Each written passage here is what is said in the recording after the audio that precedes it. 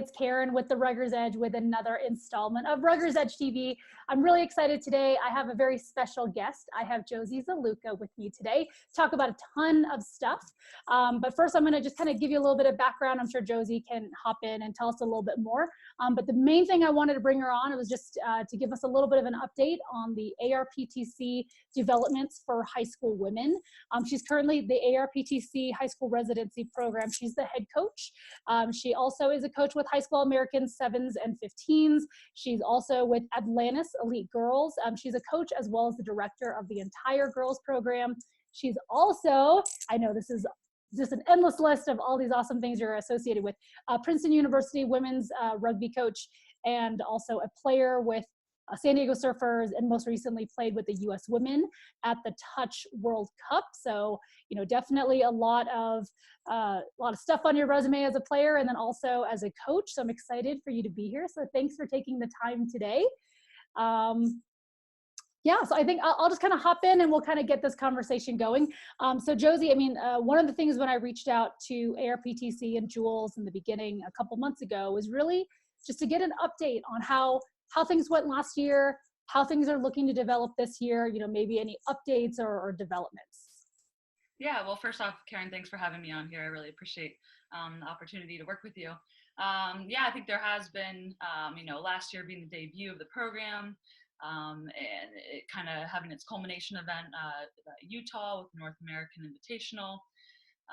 And there was, what we saw is a lot of development through those 3 weeks, as far as, you know, understanding the game of sevens and understanding kind of your strength and your strengths as a player, and also knowing what your weaknesses are and having the environment to be able to understand that and it be okay if you make mistakes, and it's not kind of a cutthroat environment, which I really appreciate. But, you know, some of the things that have changed since then that are new for this upcoming summer are all the trainings, instead of being on the campus, are going to be at Little Rock Rugby Complex.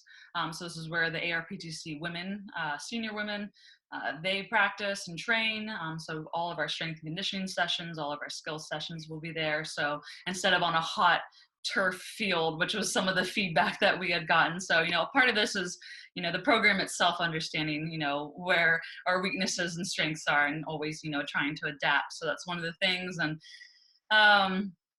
it's not just 3 weeks this time. We have 2 of those blocks, so a total of 6 weeks Wow. that players can possibly, you know, submerge themselves in an environment like that.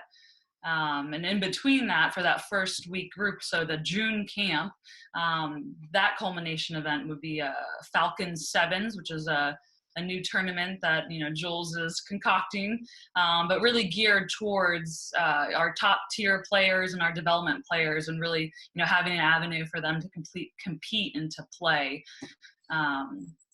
So that's sort of where that gear is going. And then just the ability to be in a full-time training environment, which is what we had, you know, last year, but for some of these sessions to be at this rugby complex, which, you know, has 3 fields and a strength conditioning center. It's really a full-on environment for players to experience. Great. So it sounds like, when I first talked to Jules, I remember there was definitely even not concerned, that's the wrong word, but, you know, even Jules is like, you know, I don't know how it's going to go. I don't know if girls are going to come. Right. And I think the girls that I know that went all had a really positive experience. I think the feedback's been really good. Was it, I actually don't know, like how, you know, was it a lot of girls? Was it more than you all thought? Like, are there goals for like this year, you know, ideally what it might look like?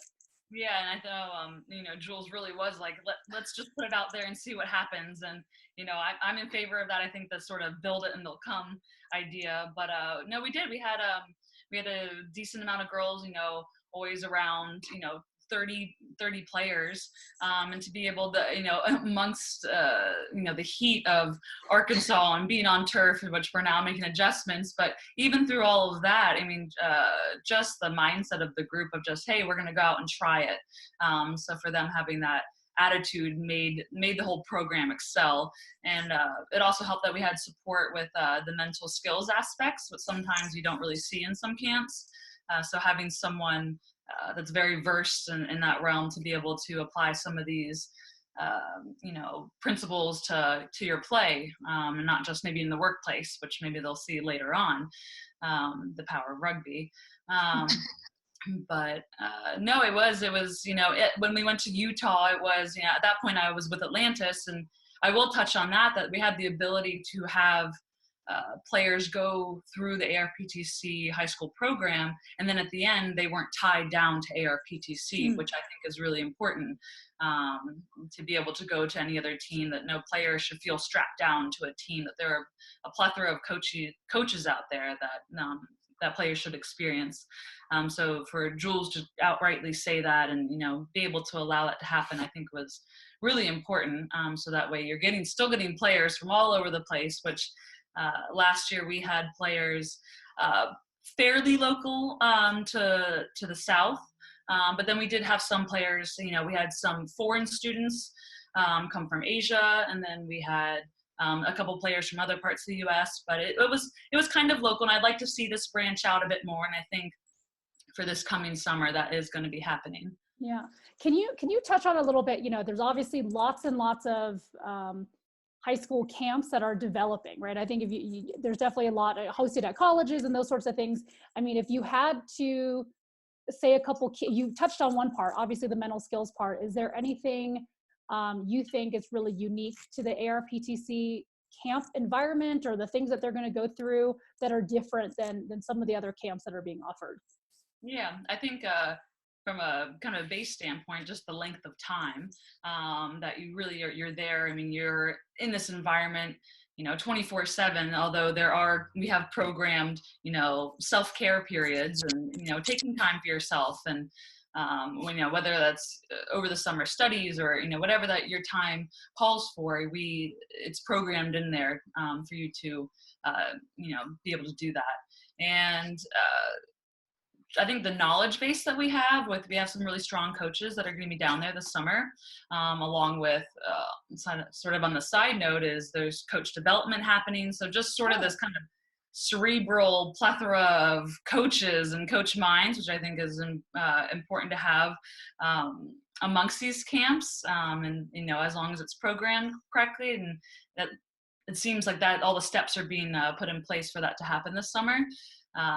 And with those coaches having a really strong strength and conditioning background, and in some camps, not a lot of development can be made in a short amount of time. So it's what kind of strength and conditioning, agilities, bits of information can we give these players so they can take back for themselves and for their teams to basically, can we be stronger bodies on the field when we're learning these rugby skills?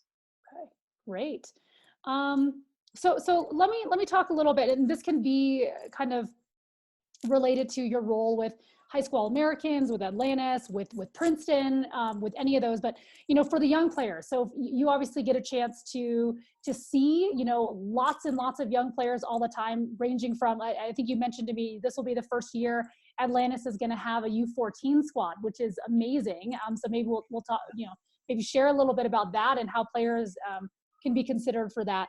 So as you're getting more and more young players, are there things that you notice as a trend that you're like, those would be things I would love for students to maybe focus on or to think about, or what are the things they could work on if they either can't go to camp or kind of leading up to camp, or, just some tips for those young players to help them develop, kind of in a holistic way, not like, oh, let's just get in the weight room like as many days as you can, that sort of thing. What are some other things that you think would really help these young women? Right. No, I think the point that you said, sometimes it's often a misconception of going to the gym or going and running every day all the time and reaching those really high thresholds all the time is honestly in the end can be fairly detrimental. Or you won't see much progress. So it is, whether it's locally, you can get with someone, whether it's your coach can recommend you to someone that has a bit of knowledge of these types of programs. But what I would say would be important, because the rugby skills can be taught, I feel like, at a later point in time. Not to say you shouldn't work on them, but it's really the strength and the resilience of your own body. And so it's actually getting players stronger, but it's not necessarily through the weight room. So when you think of core, we tend to think of a lot of our exercises, or we're on our back. You think of, people doing abs and stuff like that. And it's not conducive to rugby. We don't ever want to be in that position on your back in rugby. So doing your core movements while you're facing the ground, sort of in your top of the plank position, top of a push-up position, and doing there's many various exercises you can do that way in movements, but can you be strong in those contact situations? And it all does come down to safety. We are trying to keep the spine safe. So can we be safe in these contact movements? And then how powerful can we be in our running and our agility? So it is sort of this whole package, but if you can develop it's simple things like chasing someone or having someone that whether they're carrying something or not, you're trying to tag them or not. And it's just the simple mechanics of just trying to track someone down or getting into their space or being able to catch a ball. If you can hone in on those skills at a pretty good level, then it transfers over to rugby significantly. And then, it's finding your teams, finding players. Even it means you go to the boys' practice. Like there's always ways to figure things out, to work on skills if you really, truly want to try to raise your game and raise your level. Yeah. Would you say that, so kind of that Atlantis elite, kind of tier, right? And they've historically done so well. And obviously High School Americans is pulling a lot from maybe that tier of like elite style program, but if we were to consider those girls, like what are the things when those girls are being selected? Are there certain characteristics that are, kind of common across a lot of the players that you and the other coaches like Coach Danes, that you're looking for when you're doing ID camps and things like that, or going to tournaments and looking at potential prospects? Right. I think a big one, honestly, is having self-awareness of knowing what, the amount of work that you can handle. And I don't mean physical work. It's more of what you're capable of mentally, being able to understand, whether, you didn't make that team or not, it makes you strive a little bit harder rather than taking it as a setback. And I think, the players that are on that tier, it hasn't been an easy process for everyone. And so they have, been told no before. They, maybe didn't make teams, but they had the self-awareness to know that, okay, acknowledge it and keep going and keep working towards something. So I would say, handle situations well, as far as just keep moving forward. And also, having athletic prowess, being, aggressive in contact or wanting to score, that sort of tenacity that we look for in players.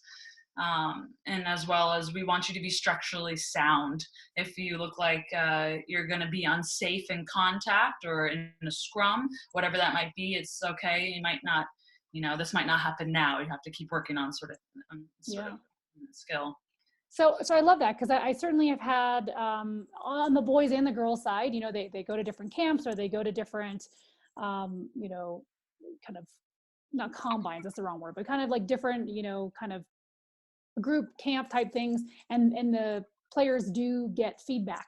And so, for example, let's say a student does get, feedback like, you're not ready now, exactly what you said.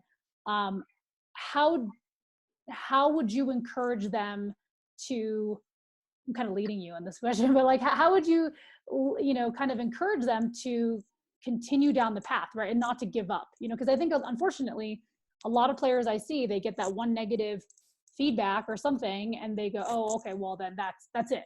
I'm 14 and I didn't get good feedback and that's it for me. And obviously we as, or me, I'm an older person, like, you're like, no, you're gonna have so many more opportunities.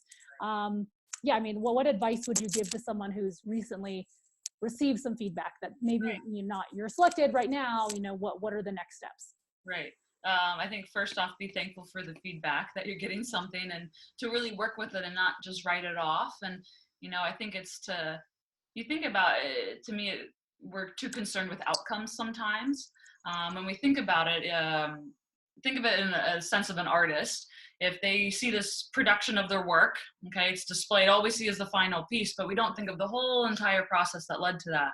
So we can put it in rugby terms, this tournament that maybe our team didn't win, and it was still maybe a great game, or we have to think of that's only about 10% of our time that we've spent. So how can we make the most chunk of our time actually enjoyable and develop the things that we want to develop and work on the things that maybe coaches have told us that we need to work on, instead of just writing it off and thinking, oh, I didn't make it. It is a very long, it's a long road. There's a lot of different ways. And if you can't, if one door doesn't open, you keep working and something does open. But it's the fact that you have to keep moving, and whatever moving means to you. That's great. Yeah, no, I love the just kind of the shift. And I remember it may have been something that I talked with Jules as well, but kind of that focus on, the players that are at ARPTC as humans first. I think it's something like that, right? There's a philosophy about like they're humans first and like athletes second, and really making sure that the goal is not winning. If winning happens, that's like a byproduct, but the focus is on you as a person, then you as a athlete, and then like whatever happens, which I think is a great shift, because I do think there is a trend of, well, yeah, we have to win every tournament or I have to make every team, and if I don't, then that's it, or if I don't get recruited to a college team, then I'm gonna stop, or something like that, which is kind of a terrible way to go. You're gonna miss out on lots of great memories and experiences. Yeah, you have to think of, it's called playing rugby because we play. It's supposed to be fun. And when we get too cutthroat like that, it's just, to me, it's a very outdated measure of success. And so you have to think of yourself when you're going into, whether it's training or a competition, of what is your measure of success? Because it might be, am I connecting with the team? Or did I communicate on attack? Or make it, you want to make it somewhat specific, but go in with something that at the end of the game you can say, yes, I did that, or I didn't, and that's your measure of whether you've won that moment or your team has. Yeah. So this is great that you're leading me right into, so as your new role as the director of the girls program and kind of bringing in a U14, what are your goals, with kind of taking on that new piece for Atlantis? What are some things you're hoping to do with that group? Yeah, no, it is really exciting. So in Tropical Sevens, we're going to debut our U14 team. So a recent addition, we're really excited. The boys side of things for Atlantis had their debut last year at Utah. So it's nice to add the girls program. So yeah, it's kind of just seeing youth rugby take off in the US. It's, and there's more and more U14, even U10. I don't know where we'll go with that, but the U14 competitions coming up. So, and it's an avenue for, it's, if you want to play and, play competitive, that there's a team for you to play. And I think, it is interesting navigating the landscape of competitive high school rugby, because there is a level of understanding of, and it's the same for, senior club women's, is, you play where you live in that area. And it's this kind of construct that we are trying to navigate, because Atlantis, women, or the senior teams, the men and women's team, classically, and that's what we pride ourselves in Atlantis, is we are from all over the US and sometimes the world. And so how do we coordinate that delicately in a high school manner? Because we also don't want to stress, young players having to travel, all of that. So the goal would really to be, at certain tournaments, yes, they can, we can comprise ourselves from players from all over the US. And then in other tournaments, we really want to pick players that are, local to that area, and be able to help other clubs, since we, do have such a large, group and team database of all across the country, is really help these other clubs, bump up, so that way, every single area is very competitive and the game just grows and grows. Yeah. I mean, I think, so a couple of things that I think is interesting, but, off of what you said is, although I'm bringing up the fact that there are some players that may feel that it's a negative experience to not, I don't know, get chosen for that final game or whatever.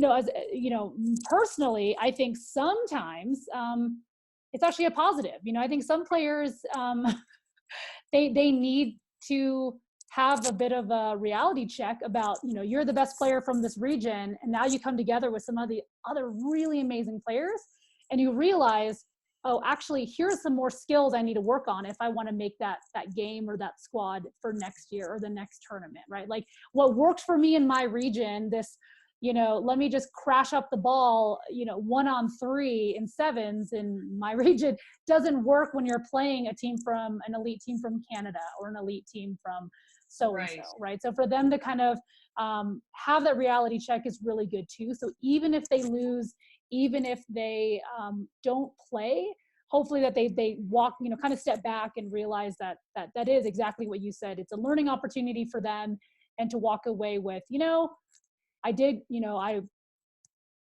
may not have had that goal, you know, of winning, but I did achieve this goal. Like I was actually able to put a spotlight on, you know, this one thing I really need to work on, you know, like one-on-one tackling, you know, maybe, I don't know. And in a 15s game, I mentioned a lot of players, like in 15s, like you can hide a little bit, you know, you can kind of get away with some things. And in sevens, you're like, okay, no, I'm the only person here. I have to make this tackle. And if I don't, it's clear to everyone, you know? So I think those are good things too. Yeah, trying to be as close to perfection as possible in sevens. Yeah, but I think it's making understanding that experience, and you should be thankful that you're in an environment with players that, you know, started over you, because then you're, wow, okay, that's the difference, you know, and that's those are the areas I need to get better at, and just soak it in and just learn from them. To me, my players always look at how corny I am, but it's when we get together, it's, you know, everyone turn the Bluetooth on, like get ready to pair. Like you have to be open to it, because you can't come in there with, oh, I'm here or scared. You have to, and it's scary, and I get that, because I'm, you know, I'm more of a, you know, non-social person, but rugby has really made me, you know, get outside of myself. And sometimes it is scary, but you just got to kind of try it out, and amazing things happen when you're on that side. Because I think sometimes it's a skill that is overlooked, is how you can communicate better. Because we think of, you know, tracking and tackling and catch and pass, but we don't really fine tune the skills of communicating. So, and some of that is, you know, not on the field, or just saying, hey, you know, I'm not good at catching high balls, so like I don't want to be in that position, but I need to know my teammate's weakness so we can fill in. And so it's letting your guard down a little bit and telling, you know, our team can know our own weaknesses, and we won't tell the other teams, but we have to know what we're capable of. And so I think it's, you know, that level of communication to each other, and then it will translate onto the field really well once you do let your guard down, to be able to bond closer with the team that you have. Yeah. Well, and I can imagine it's a tough thing to say, by the way, the one thing I really don't do well on, or even just to recognize that, like you mentioned in the very, kind of bring it back to the beginning, that self-awareness of, okay, like I do really, really well if it's, you know, like a one-on-one, like you know, and I'm on offense, like I'm really good at that. But if I'm on defense, I get nervous, and I need to maybe have someone cover my back, because that is something I'm working on. Right? Like I don't have it yet, but I'm being honest, and these are the things I need help with. So that's a really good point of being able to be aware of, instead of, oh, I'm great at everything. You know, I'm great, and like I don't even need to be coached. I'm awesome. I know. The goal would be is you don't have any weaknesses. You just have things that you're better at. Yes. Well, is there anything else you want to share with, you know, parents or coaches or students that you know, might be watching and thinking about ARPTC, thinking about playing at the next level, or how to play up, even playing in college? Are there any last kind of thoughts or tips you'd like to share? Yeah, I think a little bit what I touched on before is just, you know, try to get your body as strong as you can, which transfers to power and speed, because the more athletic and, you know, structured your body is, you'll be safer in the game, but you'll also, you know, play really well. And just, you know, pure athleticism can take you pretty far. And then, you know, it's understanding what your coaches or what you have identified yourself as things that you need to work on, really taking time to do that instead of doing whatever cool tricks are on Instagram or something. Like actually just do the basics and do the basics really, really well. That would be what I would suggest. I love it. Oh, so you're saying they shouldn't be practicing those trick behind the back passes and. I mean, unless it's like for a challenge and it's raising money for someone. Nah, probably work on your scrum half pass a little bit.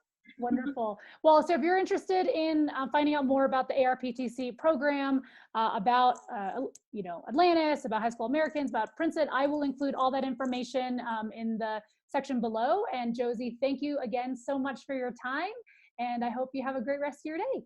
Great. Thank you for watching. All right. Bye.